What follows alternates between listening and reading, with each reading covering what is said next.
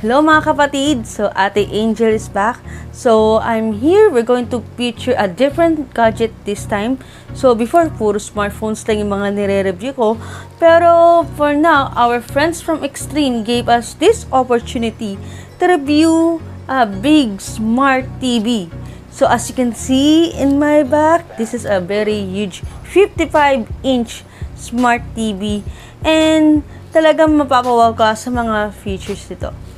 So, let's start featuring this beautiful smart TV from Extreme, the 55-inch Extreme S-Series Smart TV.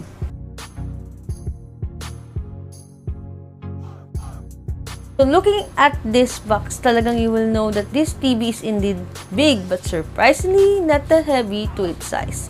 So, looking inside this box, you will see the 55-inch digital smart TV itself, the 2 remote control for the TV and for the built-in soundbar. So, pwede rin siyang pang shortcuts para sa inyong mga channels, sa pag-search ng website, and all. There also have tools for the Walmart bracket and the TV stand, a warranty card and user manual, a 3.5mm and 3 RCA cable video component. So, looking at the design of this TV, it is so sleek and good to display around the house. Sa 55 inches pa lang, sobrang laki na nito, malulula ka sa laki niya. So, at the front, you will see the built-in soundbar by Pure Sound. So, it means no more separated soundbar for you to buy. So, sobrang tipid niya. At the back, you will see the input connectors for HDMI, USB, audio output, and more. At the lower back, nandun na rin yung small buttons for the power, channels, and volume. And sa other side, naka-connect yung plug-in wire for the power itself. So, as you can see, pre-installed ng kanyang YouTube and Netflix account. So, which means, di na kayo mahihirapan pang i-install pa siya through this smart TV right here. What diverse about this unit is you can download TV apps, and as you can see, it has many channel apps from different countries pa. Meron pa siyang pa-games for you to enjoy. It is Wi-Fi ready, and you can choose whether you want to connect your wired internet connection or wireless na. So the TV is UHD ready for that immersive viewing experience.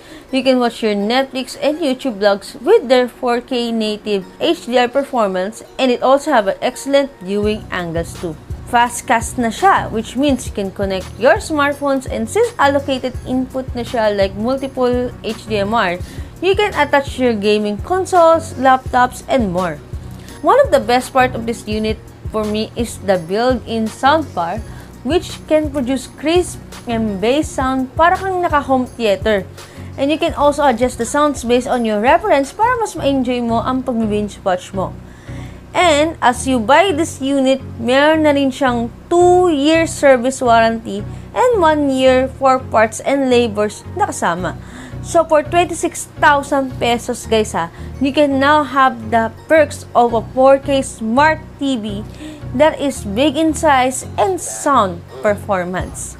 So mga kapatid, what do you think about this unit? Is this worth buying? For me for 26,000 pesos, meron ka ng 55-inch na TV na you can watch, you can binge watch, you can play games, and also pwede mong i-connect sa mga gaming consoles mo for that immersive entertainment experience. So what do you think about this unit? Is this worth buying ba for you?